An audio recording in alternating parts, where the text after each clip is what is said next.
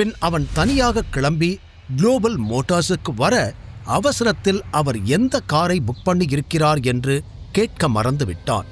ஆனால் அவன் ஷோரூம் உள்ளே சென்றபொழுது மேனேஜர் அவனுக்காக வெயிட் பண்ணி கொண்டிருப்பது தெரிய சர்வாவிடம் வேகமாய் வந்தவர், மிஸ்டர் சர்வேஸ்வரன் என்று கேட்க, எஸ் ஐம் சர்வேஸ்வரன் என்று கூற அவன் தோற்றத்தைக் கண்டு ரிசப்ஷனில் இருந்த பெண்கள் அதிர்ச்சியாக பார்த்தார்கள். ஆனால் அவன் எப்படி இருப்பான் என்று கரிகாலன் ஏற்கனவே சொல்லிவிட்டதால் மேனேஜர் ஆச்சரியப்படவில்லை. என் கூட வாங்க சார் என்று பின்னால் இருந்த கராஜுக்கு அழைத்துச் செல்ல அங்கே பல எக்ஸ்பென்சிவான கார்கள் நின்று கொண்டிருந்தது. அதில் சற்று பழையதாகவும் நிறைய அடி வாங்கியபடியும் நின்ற ஒரு கார் அருகில் மேனேஜர் அழைத்து வர, முதல் பார்வையிலேயே அதுவும் எக்ஸ்பென்சிவான ஒரு கார் என்று சர்வா கண்டுகொண்டான். வேண்டுமென்றே அதை பழையது போல் மாற்றியமைக்க சொல்லியிருந்தார் கரிகாலன். அவருடைய திட்டத்தை பார்த்து சர்வா உள்ளுக்குள் மெச்சிக்கொண்டான். அவனுடைய டேஸ்டுக்கு அந்த கார் பக்காவாய் ஒத்துப்போக மேனேஜர் பவ்யமாய், சார் நீங்க காரை டெஸ்ட் டிரைவ் பண்ணி பார்க்கறதுனா பாருங்க, நான் பேப்பர்ஸை எடுத்துட்டு வந்துடுறேன் என்று சொல்லி செல்ல சர்வாவும் டிரைவர் சீட்டில் அமர்ந்து அந்த காரை ஸ்டார்ட் பண்ண, ஹாய் என்று விண்டோ பக்கம் இருந்து ஒரு குரல் வந்தது. சர்வா சட்டென்று திரும்பி பார்த்தான். அங்கு வேதிகாவின் பெஸ்ட் ஃப்ரெண்ட் ஷிவானி நின்றிருந்தாள். ஜீன்ஸ் பேண்ட், வெள்ளை நிற கிராப் டாப், காதில் சின்னதாக டைமண்ட் ஸ்டட், தோளில் ஸ்லிங் பேக் என ஆள் வெஸ்டர்ன் ஸ்டைலில் அட்டகாசமாக இருந்தாள். விக்ரமனின் பார்ட்டியில் அவளும் வேதிகாவும் மிகவும் நெருக்கமாக இருப்பதை சர்வா கவனித்திருந்தான். ஆனால் வேதிகா சர்வாவை அவளுக்கு அறிமுகம் செய்து வைக்கவே இல்லை. பார்ட்டி முழுவதும் தன்னை சிவானி சந்தேக கண்களோடு பார்ப்பதை சர்வா நன்றாகவே நோட்டீஸ் செய்திருந்தான். அவள் சர்வாவை பார்த்த விதம் மிகவும் விசித்திரமாக இருந்தது. ஹே, நீங்க வேதிகாவோட ஃபியான்சே சர்வா தானே? நீங்க இந்த காரை வாங்க போறீங்களா என்று ஏதோ சகஜமாக பழகியவள் போல சாதாரணமாக கேட்டாள். சர்வாவுக்கு அது ஆச்சரியமாக இருக்க, உங்களுக்கு என்ன தெரியுமா என்று கேட்டான். என்ன சார், ஒண்ணுமே தெரியாத மாதிரி கேக்குறீங்க என்று சிரித்த ஷிவானி தன் ஸ்வீட்டான வாய்ஸில், நான் வேதிகாவோட பெஸ்ட் ஃப்ரெண்ட், உங்களை பத்தி எனக்கு தெரியாம இருக்குமா? முதல்ல நான் கேட்ட கேள்விக்கு பதில் சொல்லுங்க. நீங்க கார் வாங்க வந்திருக்கீங்களா?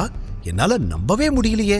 வேதிகா நீங்க ரொம்ப புவர்னு சொன்னா, ஆனா நீங்க எப்படி இங்க என்று அடுத்தடுத்து அவள் கேள்விகள் கேட்டுக்கொண்டே போக, ஆஹா, இவகிட்ட வாயை கொடுத்து என் வாழ்க்கைய புண்ணாக்கிக்க கூடாது என்று எண்ணிய சர்வா, ஆமாங்க, நான் புவர் தான்.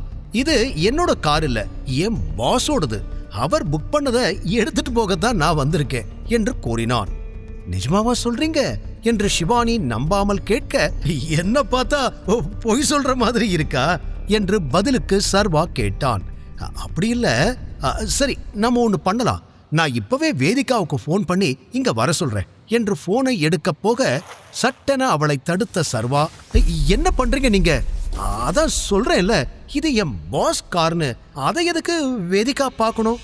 அவளை எதுக்கு டிஸ்டர்ப் பண்ணிக்கிட்டு என்று சர்வா மறுத்ததை சந்தேகமாக பார்த்தவள், ஓகே, அவளுக்கு நான் கால் பண்ணாம இருக்கணும்னா நீங்க எனக்கு ட்ரீட் கொடுக்கணும், ஓகேவா என்று சொல்லிவிட்டு அவளும் காரில் ஏறி அமர்ந்தாள். அவள் பேசும் விதமும் அவளது நடவடிக்கைகளும் வித்தியாசமாக இருந்தாலும், சரி வாங்க என்று கூறினான் சர்வா. அதே நேரம் மேனேஜரும் காரின் டாக்குமெண்டோடு வந்துவிட பேப்பர் ஒர்க்கை எல்லாம் முடித்துவிட்டு சர்வா சிவானியோடு அங்கிருந்து கிளம்பினான். அவளை டைரக்டாக விக்ரமனின் விஸ்தாரா ஹோட்டலுக்கே அழைத்துச் சென்றான் சர்வா. அவளோ செல்லும் வழியெல்லாம் அவனை தன் ஓரக்கண்ணில் பார்த்து கொண்டிருந்தாள். சர்வாவுக்கு அவள் தன்னிடம் என்ன எதிர்பார்க்கிறாள் என்று புரியவில்லை. ஹோட்டலுக்கு வந்ததும் காரை பார்க் பண்ணியவன் கீழே இறங்குவதற்கு முன்பே விக்ரமனிடமிருந்து கால் வந்ததும் எடுத்து விட்டான். என்னாச்சு டைகர், நம்ம ஹோட்டலுக்கு வெளியே உன் கார் நிக்குது, ஒன்னும் பிரச்சனை இல்லையே என்று விக்ரமன் கேட்க, பிரச்சனை எல்லாம் எதுவும் இல்ல அங்கிள், என் ஃப்ரெண்டு கூட லஞ்ச் சாப்பிட வந்திருக்கேன் என்றவன் சாதாரணமாக கூற, ஓகே, நீ மேல என்னோட ஆபீஸ்க்கு வா, நான் உனக்கு என்னோட விஐபி கார்டை கொடுக்கிறேன், so both of you can get VIP treatment என்று விக்ரமன் புன்னகையுடன் சொல்ல, ஓகே அங்கிள் என்று சர்வா போனை கட் பண்ணியவன் சிவானியிடம், ஒரு நிமிஷம், எனக்கு ஒரு முக்கியமான வேலை இருக்கு, அதை மட்டும் முடிச்சுட்டு வந்துடுறேன், நீங்க வெயிட் பண்ணுங்க என்றவன் விக்ரமனின் ஆபீஸுக்கு சென்றுவிட சிவானி அவனுடைய ஒவ்வொரு செயலையும் நுணுக்கமாக கவனித்தாள். லிப்டில் சர்வா அழுத்திய ஃப்ளோர் பட்டனை வைத்தே அவன் விக்ரமனின் ஆபீஸுக்குத்தான் செல்கிறான் என்று அவளுக்கு புரிந்து போக சிவானிக்கு சர்வா மீது இருந்த சந்தேகம் மேலும் அதிகமானது. நிஜமாவே இந்த சர்வேஸ்வரன் யாரு? அவன் ஏதாவது உண்மையை மறைக்கிறானா என்று தன்னையே கேட்டுக்கொண்டாள். லிப்டில் மேலே சென்ற சர்வா விக்ரமன் கொடுத்த விஐபி கார்டை பெற்றுக்கொண்டான். லஞ்ச் என்ஜாய் பண்ணு சர்வா, ஏதாவது ப்ராப்ளம் இருந்தா எனக்கு இம்மீடியட்டா கால் பண்ணு என்றார் விக்ரமன்.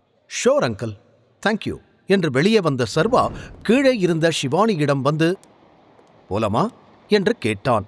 அவளும் தலையை அசைத்தபடி அவனை பின்தொடர்ந்தாள். நீங்க விக்ரமன் சார் கிட்ட தான் ஒர்க் பண்றீங்களா? நீங்க இவ்வளோ பெரிய இடத்துல ஒர்க் பண்றீங்கன்னு வேதிகா என்கிட்ட சொல்லவே இல்லை என்று விசாரிக்க அதற்குள் சர்வா ஒரு டேபிளில் அமர்ந்து விட்டான்.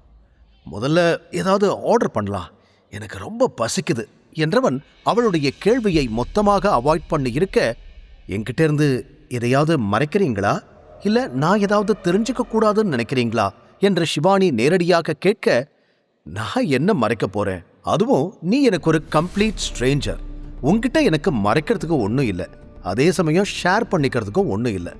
ஃபர்ஸ்ட் என்ன வேணுமோ அதை ஆர்டர் பண்ணு என சர்வா ஈஸியாக தோளை குலுக்க, அதற்கு சிவானி பதில் ஏதோ சொல்ல வந்த பொழுது வெயிட்டர் வந்ததால் அந்த பேச்சு தடைப்பட்டு விட்டது. அவர்கள் இருவரும் ஆர்டர் கொடுத்த பின்பு வெயிட்டர் நகர்ந்து போக சிவானி அப்பொழுதும் விடவில்லை. சரி, இதுக்கு முன்னாடி நம்ம ஸ்ட்ரேஞ்சர்ஸா இருந்திருக்கலாம், ஆனா இனிமே நம்ம ஃப்ரெண்ட்ஸ், ஓகே? இப்ப சொல்லுங்க, நீங்க என்ன ஒர்க் பண்றீங்க, அதுவும் இவ்வளோ பெரிய இடத்துல என்னவா இருக்கீங்க என்று மீண்டும் ஆரம்பித்து விட்டாள். இதில் கடுப்பாகி பெருமூச்சு விட்டவன் பிறகு தன்னை நிதானப்படுத்திக் கொண்டு, நான் இன்ஃப்ரா கிரீன் கம்பெனியில் ஒரு சின்ன பொசிஷனில் தான் ஒர்க் பண்ணிக்கிட்டு இருக்கேன் என சர்வா சொல்ல, அது விக்ரமன் சார் கம்பெனி தானே என்று கரெக்டாக பாயிண்டை பிடித்து கேட்டாள் சிவானி. சர்வாவும் மறக்காமல் ஆமா என்று தலையசைக்க, சிவானி அடுத்து வாயை திறக்கும் முன்பே ஒரு இளைஞன் அவளை நெருங்கி வந்து ஹலோ கார்ஜியஸ் என்று அழைக்க அவள் கவனம் தடைப்பட்டது. ஃபார்மலாக உடை அணிந்திருந்த அந்த இளைஞன் சிவானியை பார்த்து புன்னகைக்க, அவளோ புரியாமல் பார்த்தாள். அவனோ, இதை நான் சொல்லியே ஆகணும், நீங்க ரொம்ப அழகா இருக்கீங்க என்றவன் தொடர்ந்து, திடீர்னு யாருனே தெரியாத ஒரு பையன் வந்து இப்படி பேசினா உங்களுக்கு யாருடா இவன்னு தான் தோணும். ஆனா உங்கள மாதிரி அழகான பொண்ணை மிஸ் பண்ணிட்டோமேன்னு பின்னாடி ஃபீல் பண்ணிடக்கூடாதுன்னு தான் நேரடியா அப்ரோச் பண்றேன். என் கூட டேட்டுக்கு வரியா? கண்டிப்பா என்ஜாய் பண்ணுவ என கேட்க, அவன் பேச்சுவார்த்தை நார்மலாக இருந்தாலும் அவன் முகத்தில் இருந்த கள்ளத்தனம் சிவானிக்கு நன்றாகவே தெரிந்தது. முழு கதையையும் கேட்டு மகிழ பாக்கெட் FM ஆப்பை டவுன்லோட் செய்யுங்கள். லிங்க் டிஸ்கிரிப்ஷனில் கொடுக்கப்பட்டுள்ளது.